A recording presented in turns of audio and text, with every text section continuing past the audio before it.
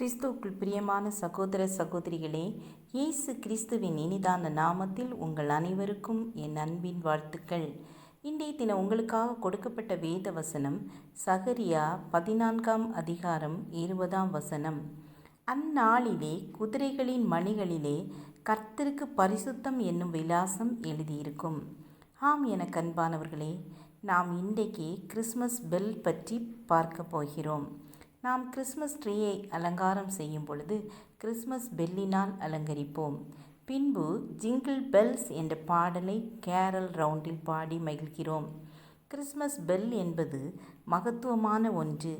நாம் பழைய ஏற்பாட்டில் யாத்ராகமம் 28 அதிகாரம் 33 முதல் 35 வசனங்களை வாசிக்கும் பொழுது அதன் கீழோரங்களில் இளநீல நூல், இரத்தாம்பர நூல், சிவப்பு நூல், வேலையால் செய்யப்பட்ட மாதுளம் பழங்களையும் அவைகளுக்கு இடையிடையே சுற்றிலும் பொன் மணிகளையும் அதன் ஓரங்களில் சுற்றிலும் தொங்கும்படி பண்ணி வைக்க வேண்டும் என்று எழுதப்பட்டுள்ளது.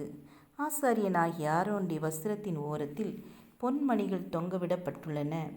அது எதற்காக என்றால், ஆரோன் ஆராதனை செய்ய கர்த்தருடைய சந்நிதியில் பரிசுத்த ஸ்தலத்துக்குள் பிரவேசிக்கும் போதும் வெளியே வரும்போதும் அவன் சாகாதபடிக்கு அதன் சத்தம் கேட்கும்படி அதை தரித்து கொள்வான். ஆம் சகோதர சகோதரிகளே, பழைய ஏற்பாட்டின்படி பரிசுத்தம் இல்லாமல் கர்த்தருடைய சந்நிதியில் ஆசாரியன் பிரவேசிக்கவே முடியாது. ஏனென்றால் உயிருக்கு ஆபத்து வரும். ஆகவே தான் ஆசாரியனுடைய ட்ரெஸ்ஸில் பெல் தைக்கப்பட்டிருந்தது.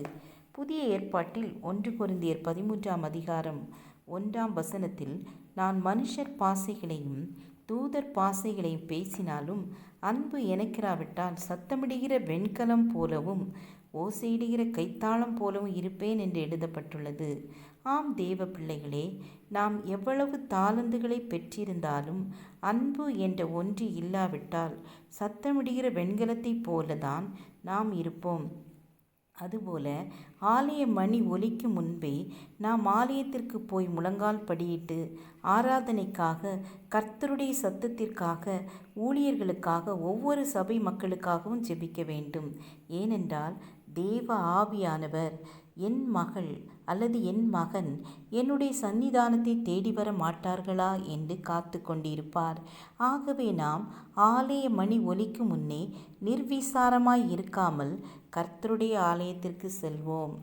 ஜெபம் செய்வோம். கிருபையும் இரக்கமும் நிறைந்த கர்த்தாவே, நாங்கள் ஒவ்வொருவரும் ஆலய ஆராதனை தொடங்கும் அரைமணி நேரத்திற்கு முன்னரே சென்று ஜெபிக்க, துதிக்க கிருபை தாருங்க. எங்கள் ஒவ்வொருவரையும் வழி நடத்துங்க. இயேசுவின் நாமத்தில் பிதாவே, ஆமேன், ஆமேன். God bless you.